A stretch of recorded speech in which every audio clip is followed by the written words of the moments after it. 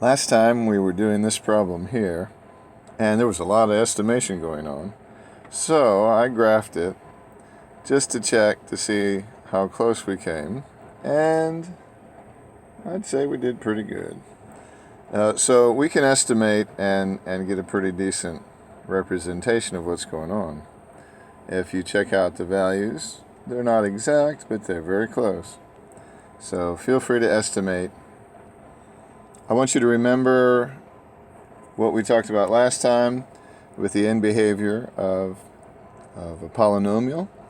If it's odd, it's going somewhere. If it's odd, it's going somewhere. It's either going from poverty to wealth or from wealth to poverty, okay?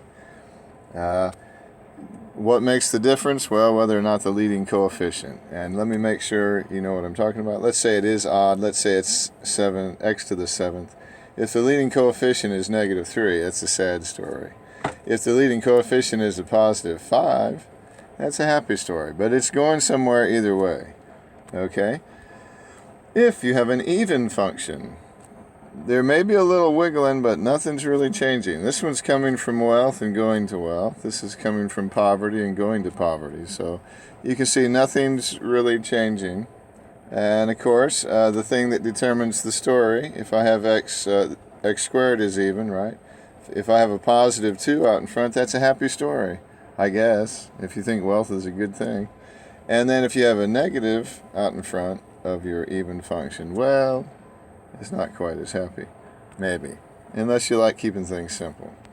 I don't know, you can be simple, and we'll leave that to the philosophers. Okay, so graph the polynomial function. What's going on here? Well, I see that we're even. Okay, we have an even function, so we're not really going anywhere. And to make matters worse, we have a negative coefficient. Okay, negative coef. That's a negative coefficient. And so it's not a happy story.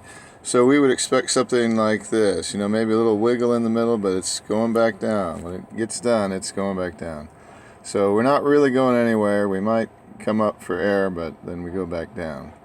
So the only thing left to us is to just kind of see what we can see. I said y, but that's the same thing as f of x.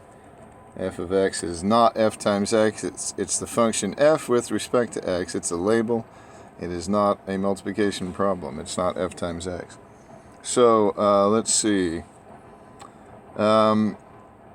We have, let's see. If x is 0, well, all the x's go away and we're left with 1. Well, what happens at -1? Well, let's see. At -1 we have x to the 4th gets rid of the negative, but then there's a negative weighting on it. And then we say +3 times our -1 survives because it's an odd exponent. And then negative makes it a +1 and +1. So what is that all together? +2, -4, we get -2. What happens with the +1? Well, let's see. Or maybe I should do -2 first. -2. What happens with -2? Well, 2 to the 4th power is 16, but it turns out it's always going to be negative no matter what because there's a negative sign waiting for it. And then we have -2 to the 3rd power, so the negative is going to be preserved because that's an odd function. It's an odd exponent. So it's going to be 2 times 2 times 2, which is 8. So I'm going to get -24. And then a -2 is +2 and a +1. So we have -40 plus 3, we get -37.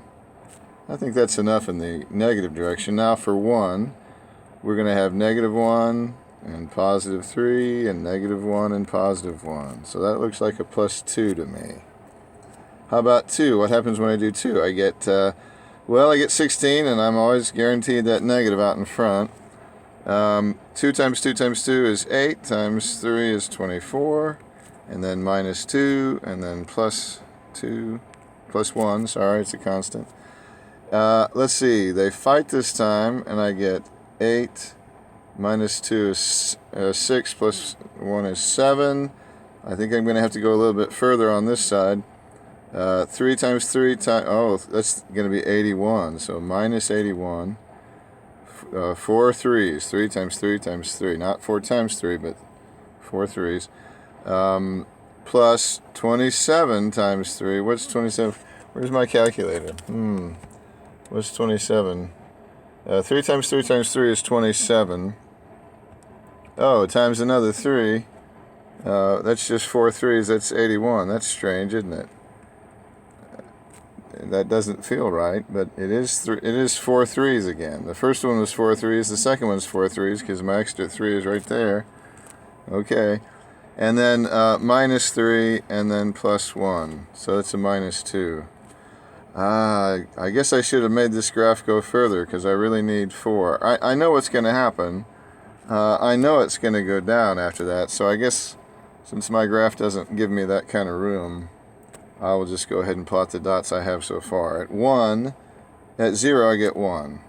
At -1 I get -2. So here's -2, right? Every dot is every line is worth 2. At -2 I get -37. Whoa, that's way off the graph.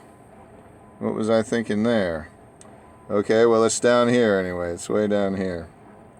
And 1 is 2, so here's 2. And 2 is 7. 2 is 7. Look, see, they were coming out of poverty. Just kidding. 3 is -2, and then we know we're gonna die down there. Okay, so we're gonna try to connect the dots here the best we can. You know, there's probably some more wiggling going on there. Who knows how many times we get some wiggles? Let's see here. Who knows? I'm trying to think what would look best here. Maybe it'd be something like this, huh? Maybe it's something like this. And something like this. I'm just guessing. I don't know. And it goes down, okay, like that. So, you know, not beautiful, but functional. And I will check it in the next video to see what we actually would have gotten, what the real graph is. But we have a sense of what's really going on. We know it's going to come up here and kind of surface for a while. It got as high as 7. What a nice thing for it. But it's not going to stay up there. It's going to tank again. We knew that, even without plotting what 4 was. We knew what it was going to be. I suppose we could do 4 real quick, but I don't think that's necessary. We know it's coming back down.